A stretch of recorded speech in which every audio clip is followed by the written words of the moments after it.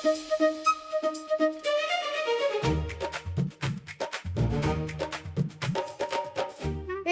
Shiner, हे सगळं तुला मॅगी करणं इतकं सोपं वाटतं का?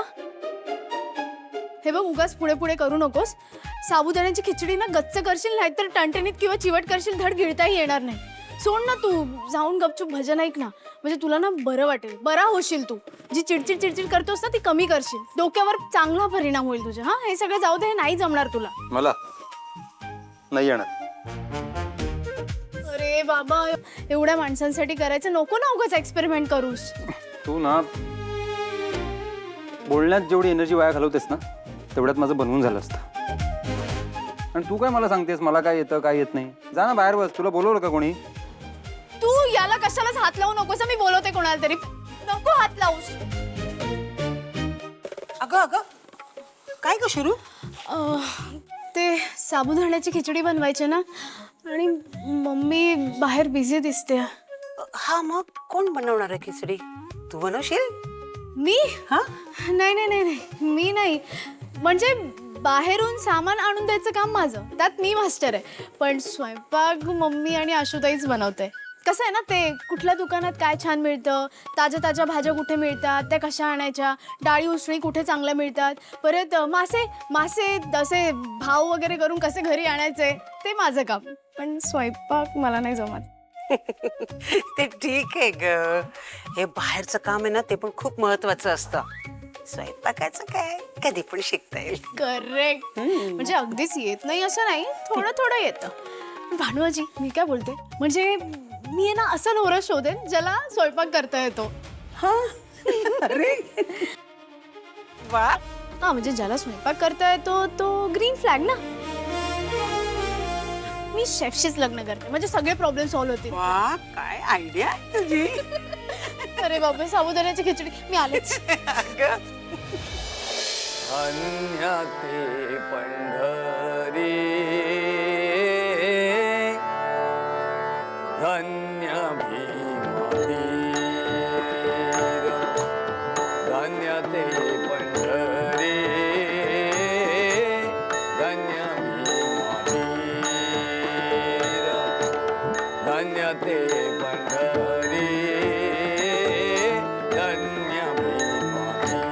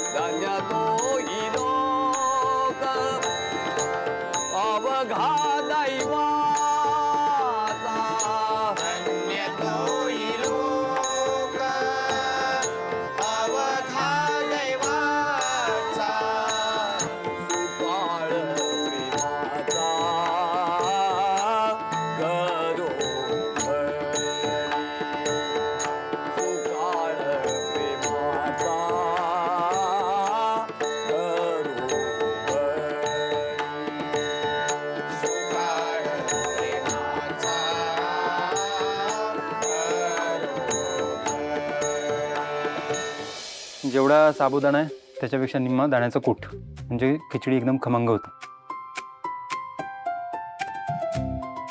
तर सगळ्यात आधी साजूक तूप,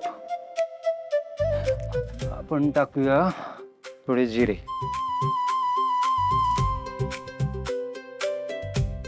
मग घ्यायची मिरची. जिरे तडतडले की आपण टाकायचा बटाटा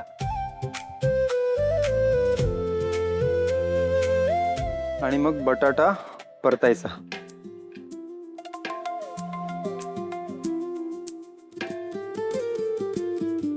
बटाटा थोडा सॉफ्ट झाला की मग त्यात टाकायचा साबुदाणा. हे साबुदाणा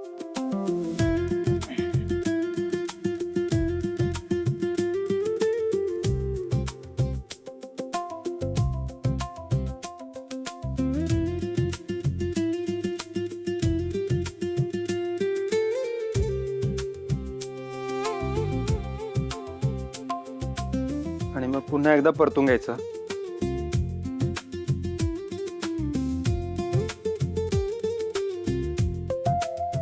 आणि मग दाण्याचं कूट दे.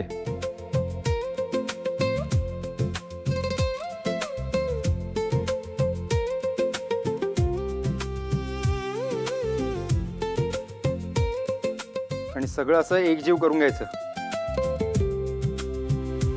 आणि हे सगळं एकजीव झालं की मग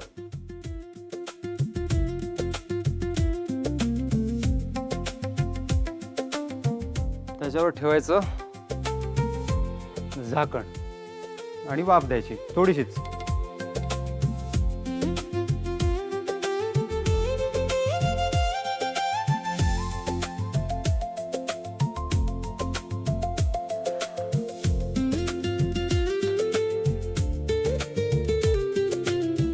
हा हा हा.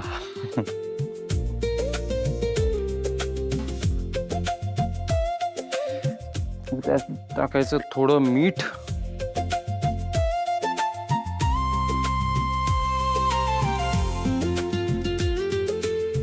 आणि थोडीशी साखर.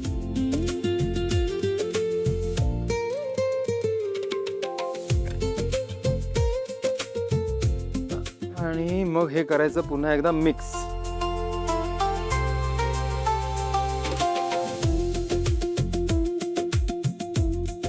आणि खिचडी तयार. साबुदाण्याची खिचडी ना इमोशन आहे यार. अनुते, खिचडीचा काय खमंग वास येतोय ना. हो ना. डॅम दादा, ही काही हेल्प हवी आहे का? झाली खिचडी.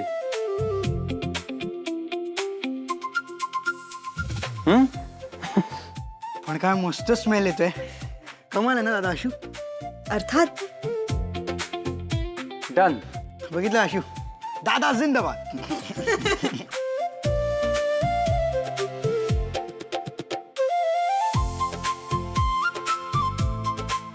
तुम्हाला पण जायचं असेल ना भजनाला? हा, जातो आम्ही.